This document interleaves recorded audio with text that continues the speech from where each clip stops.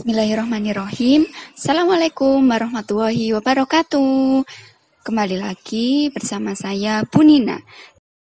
Pertama-tama, sebelum memulai belajar hari ini, marilah kita awali dengan berdoa. Bismillahirrahmanirrahim. Raditu billahi rabba wa bil islami dina wa bi muhammadin nabiyya wa rasula. Rabbi zidni ilma warzuqni fahma. Amin ya rabbal alamin. Materi belajar kali ini adalah tentang sistem tata surya, materi kelas 7 semester genap.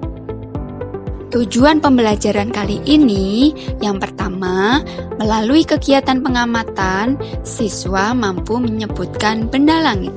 Yang kedua, melalui pengamatan video, siswa mampu menyebutkan karakteristik benda langit. Yang ketiga, melalui diskusi kelompok, siswa mampu menyebutkan fenomena alam di sekitar.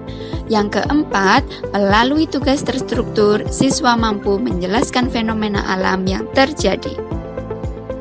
Apa sajakah benda langit yang ada pada gambar tersebut? Nah, dari dua gambar tersebut bisa kita melihat bahwa pada siang hari terdapat matahari dan pada malam hari kita bisa melihat bulan. Matahari dan bulan adalah anggota tata surya. Lalu, apa itu tata surya? Tata surya merupakan kumpulan benda langit yang terdiri atas sebuah bintang dan semua objek yang mengelilinginya. Tata surya terletak di dalam galaksi yang bernama Bima Sakti.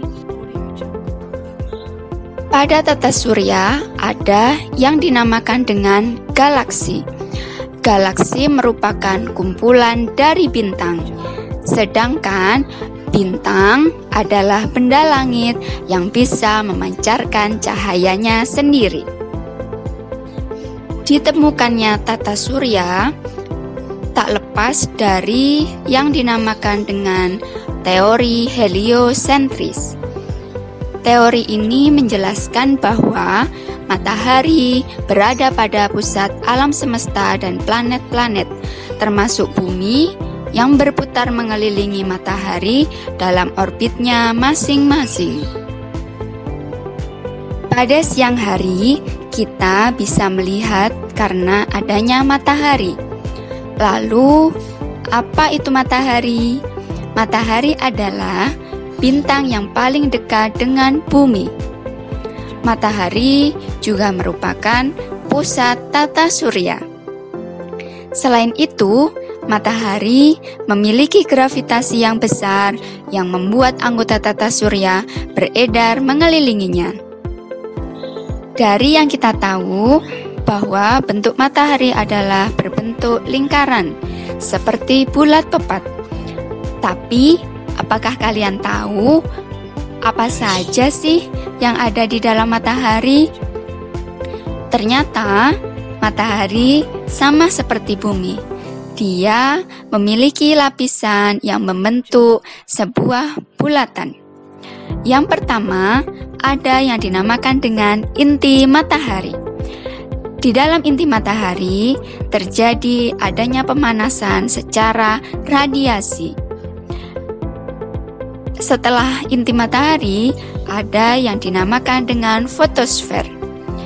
Pada lapisan fotosfer ini terjadi perpindahan panas secara konveksi. Selanjutnya, ada yang dinamakan dengan kromosfer, di mana pada lapisan ini terjadi peristiwa transisi. Dan yang paling luar dari lapisan matahari disebut dengan korona. Nah, sekarang apa ya planet itu? Planet adalah benda angkasa yang tidak bisa memancarkan cahayanya sendiri dan beredar mengelilingi matahari. Apakah kalian tahu bahwa Di sistem tata surya kita ada 8 planet yang bisa kita ketahui. Yang pertama ada Merkurius. Merkurius adalah planet yang terdekat dengan matahari. Yang kedua ada Venus. Yang ketiga ada Bumi. Yang keempat ada Mars, Jupiter, Saturnus, Uranus, dan yang terakhir ada Neptunus.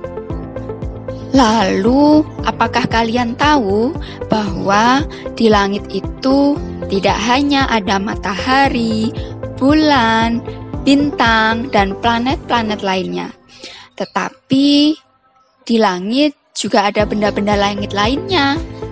Apa saja ya?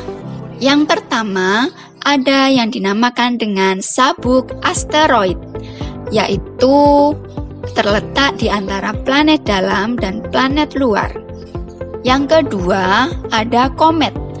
Komet adalah benda angkasa yang kecil dan padat yang hampir seluruh isinya terbentuk dari gas dan debu yang membeku. Yang ketiga, ada yang dinamakan dengan meteor, yaitu serpihan benda padat yang berterbangan tidak beraturan yang berasal dari serpihan asteroid, ekor komet, atau pecahan dari benda-benda langit lainnya. Apakah kalian tahu bahwa benda-benda langit yang ada di sistem tata surya kita bisa bergerak antara yang satu dengan yang lainnya? Akibat dari pergerakan benda-benda langit tersebut memberikan dampak pada fenomena alam di sekitar kita, seperti terjadinya siang dan malam, terjadinya pasang surut air laut, terjadinya fase bulan, terjadinya pergantian musim, dan banyak lagi. Akibat dari pergerakan benda-benda langit tersebut, bumi, planet yang kita tempati, bisa mengalami rotasi dan revolusi. Begitu juga dengan bulan, di mana bulan mengalami fase-fase bulan. Terjadinya gerhana matahari dan terjadinya gerhana bulan. Pada pertemuan selanjutnya, kalian bisa mencari tahu contoh-contoh dari fenomena alam yang terjadi di sekitar kita. Terima kasih untuk pembelajaran kali ini. Alhamdulillahirabbil alamin. Sekian dari saya. Wassalamualaikum warahmatullahi wabarakatuh.